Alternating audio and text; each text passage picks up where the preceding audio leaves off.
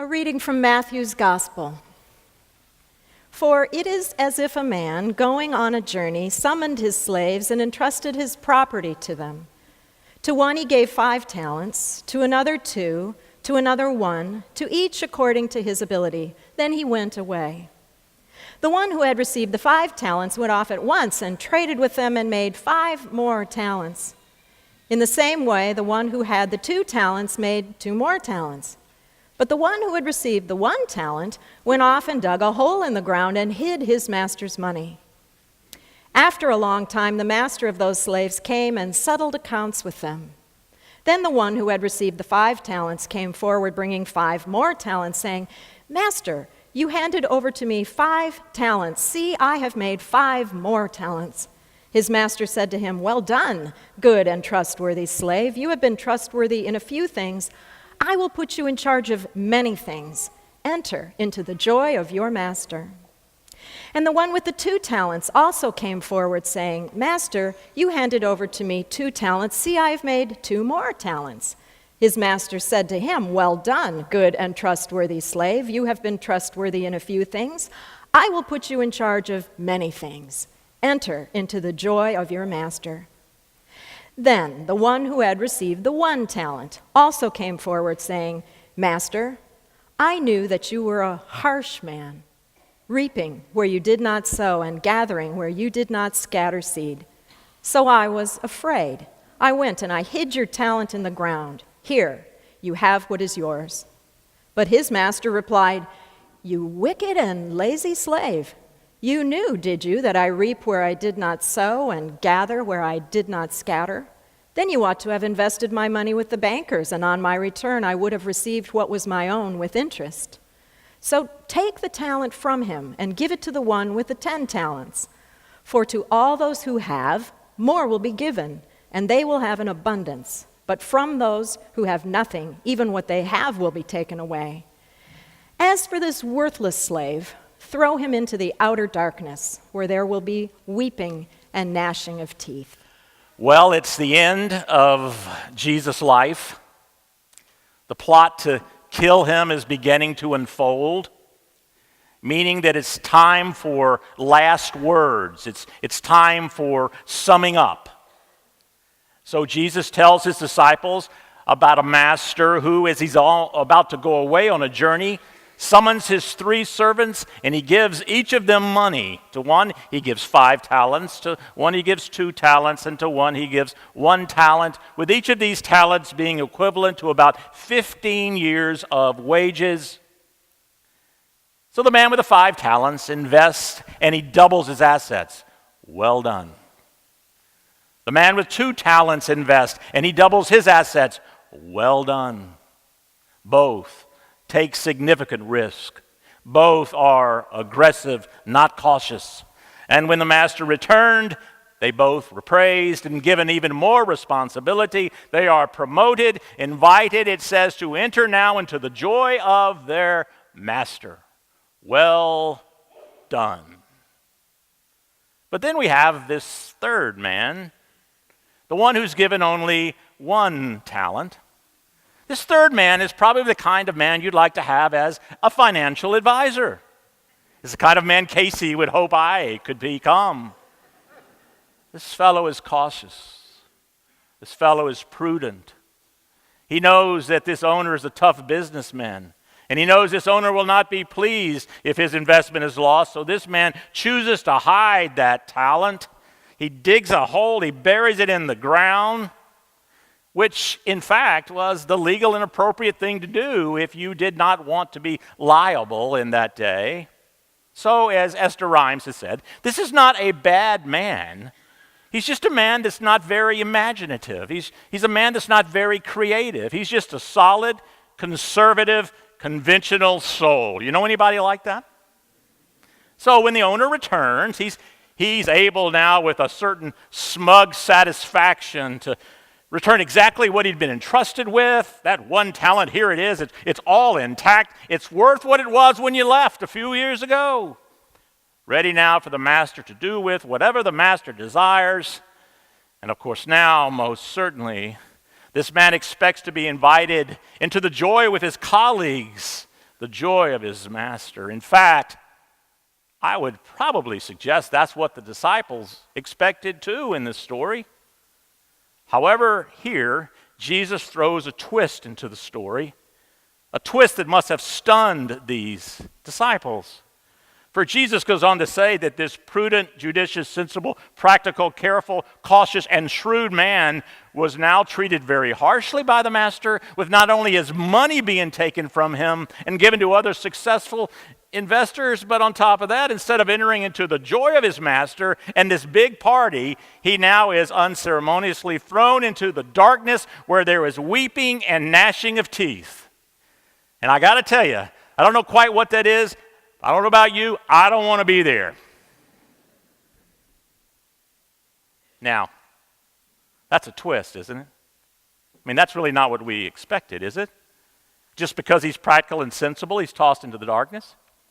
Just because he's cautious and discreet, he's thrown in with the weeping? Just because he's careful and judicious, he's thrown into a place where there's gnashing of teeth? I mean, who really saw that coming? I mean, that's a twist that would make even Chubby Checkers look like a ballroom dancer, wouldn't it? Never use Chubby Checkers again in a sermon to make a point.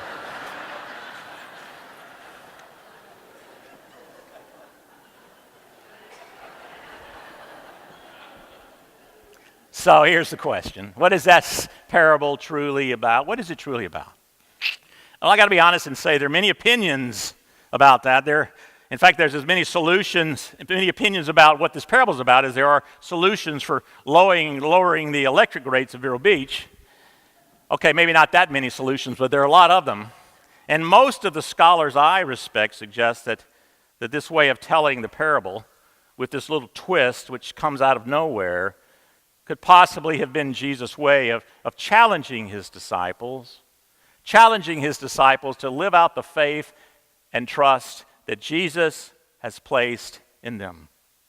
To live it out, not prudently, not sensibly, not cautiously or carefully or pragmatically or conservatively like the one man who buries the talent, but rather to live it out boldly and confidently and brazenly and brashly and aggressively like the two who doubled their talents.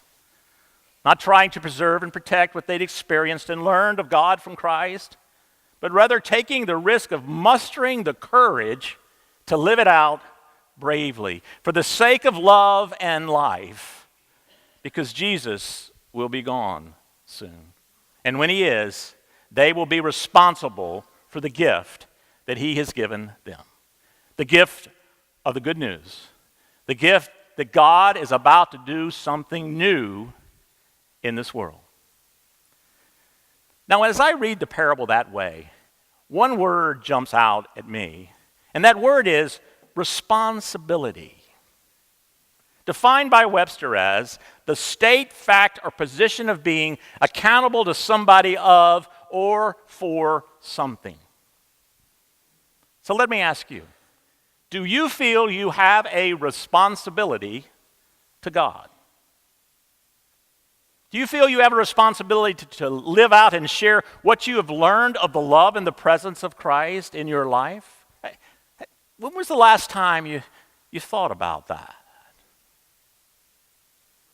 One of my favorite preachers, Reverend John Buchanan, in a sermon entitled Earn It, tells the story of a man who discovered the redeeming power of taking responsibility in your life. Philip Haley was a college professor. He was a philosopher, a poet, an author who took on an academic research study of good and evil in the modern world. And he focused his study on the medical experiments that were carried out by the Nazis on Jewish and Gypsy children during World War II. In his research, Haley interviewed victims, he interviewed parents of victims, and he immersed himself day in and day out in the graphic pictures and in the deep, detailed records of what happened. And of course, as this research dragged on over a 2-year period, Haley found himself becoming more and more depressed until finally, almost in utter despair about the whole human condition, he cried out, "How is it possible? How could human beings do this to other human beings?" Well, one night, unable to sleep, he took a book from his shelves that he'd never read before. It was the history of the French resistance, and it began to tell the story of a tiny village in Les Chambon, France, and its Protestant pastor. The pastor's name was André Trachman, who, along with his wife Magda, in the 1930s, organized an international school in Les Chambon where students could come from all over the world to study. And when France fell to Germany and the Nazis began to deport and finally execute Jews, André Trachman and Magda became profoundly disturbed. Disturbed so much that when the refugees from Central Europe started showing up at their village because of the school, the Trachmans knew what they had to do. For many of the refugees were children of parents who had been deported. And the Trachmans chose to turn their school from focusing on education to a place for refugees, somehow managing to engage the entire village of 3,000 to hide, feed, clothe, and ultimately escort to freedom some 5,000 Jews over a 3-year period.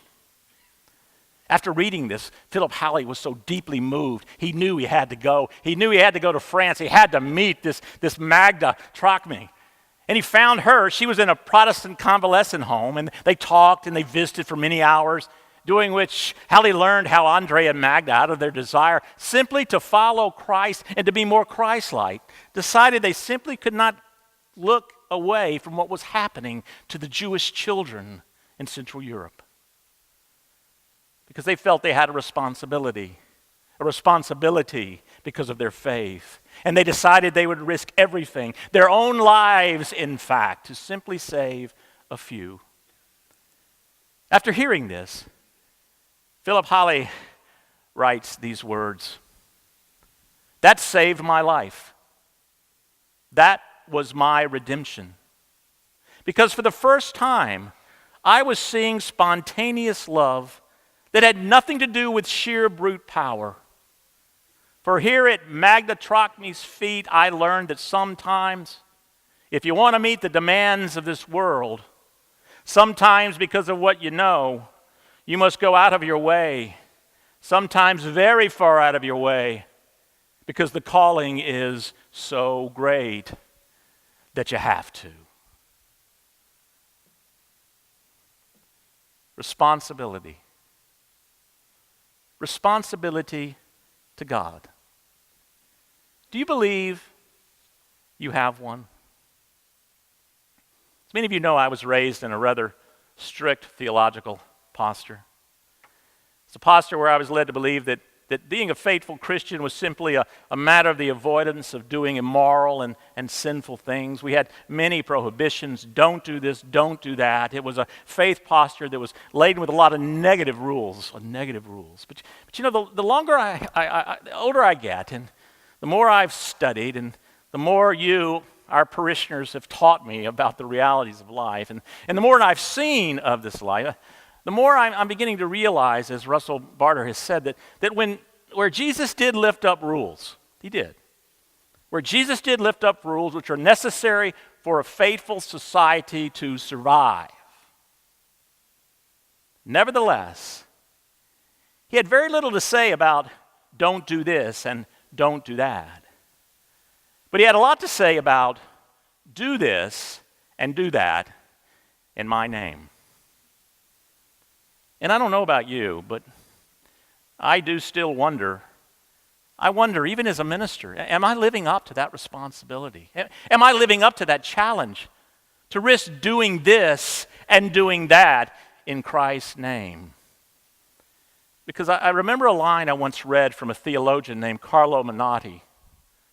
He says, and I quote, "Hell begins on the day when God grants you a clear vision of all that you might have achieved, and all the gifts which you have wasted, and of all that you might have done which you did not do.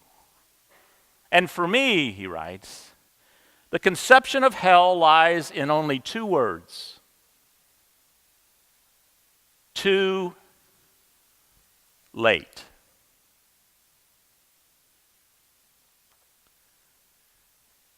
I do. I often wonder, I often wonder if I'm taking enough of a risk.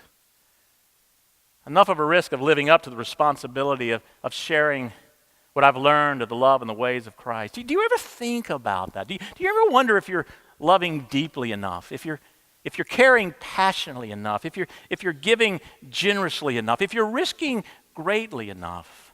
I mean, sometimes we look around this community and we look at all of the issues and you know, well, it makes me wonder. It really makes me wonder.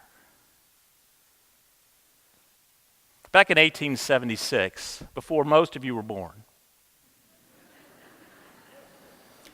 at 10 years of age, a little girl was placed in an institution for children in the Northeast. Well, in the early years, it was not easy. In fact, this little girl was wild at times. On many occasions, she had to be tied to her bed for hours. And the belief was by the staff that, well, there really was no hope for this little girl. She'd live there the rest of her days. However, after a few years, another child in the institution named Maggie, who just happened to be a little older and maybe a little wiser, took an interest in this wild child and decided to take a risk, and so she took her under her wing. Maggie would talk to her. Maggie would sometimes feed her, even though the little girl would still throw her food on the floor, cursing and rebelling with every ounce of her being. And Maggie, a devout Christian teenager, on more than one occasion would pray that she could continue to love this dirty, unkempt, spiteful, unloving little girl, because it wasn't easy. Slowly, Maggie, who had been abandoned herself at an early age, well, she got through to the little girl, and finally this little girl did begin to respond. And after a few years of success, Maggie then told the little girl about a school for the blind, and this little girl, now in her late teens, began to beg the authorities in the institution to send her there. And finally consent was given, and Maggie bid goodbye to the girl as she went to the Perkins Institute for what they hoped would be a new life. At Perkins, she went through a series of operations, and her sight was partially restored. And then after graduation, she was asked, okay, what do you want to do now? And having been blind for so long, she told the director that what Maggie did for her, she wanted to do for someone else. She wanted to work with blind and difficult children. So a national search was conducted, and finally they found this little girl. This little girl was 7 years old. She'd been blind and deaf from the age of 2. And so now, a graduate of Perkins, this woman, Annie Sullivan, packed her bags and traveled to Tuscumbia, Alabama. And with what she had learned in life of blindness and anger and fear, but also what she had learned from Maggie about grace and love and redemption and healing and God, Annie began investing her talents in this little 7-year-old girl named Helen Keller. And my, what an investment that was. For in time, Helen Keller published 12 books. She became a leader in the women's suffrage movement. She became one of the first advocates for the Americans with Disabilities Act. All because of another woman who risked believing that what God had done for her, she had a responsibility to do for another. And here's what strikes me about this story. We know the names of Annie Sullivan and Helen Keller, don't we? They are world famous. But we don't really know the name of Maggie Hogan, do we? But you see, we should. We should because in reality, it was Maggie's risky love that set them both free. Yeah, Maggie may not have had much to work with, but she did invest her talent. And it was multiplied in Annie, and then was multiplied again in Helen Keller. You see it, don't you? You see it. Responsibility. Responsibility. We have a responsibility. We who call ourselves Christians are in risky business. We have a responsibility in how we give and how we serve and how we live and how we think and in how we love. So I leave you with this question. If you have a secret stash of talents buried in your backyard today, risk digging them up. Risk spreading them around. Risk investing them in others. Risk using every iota of what God has invested in you to make an investment in the life of another. And the outcome, well, according to this parable, the outcome will be all joy for the ones who do so. And I don't know about you, but I happen to believe that this is something that we can all twist and shout about. Chubby Checkers works at the end. Pray with me, please.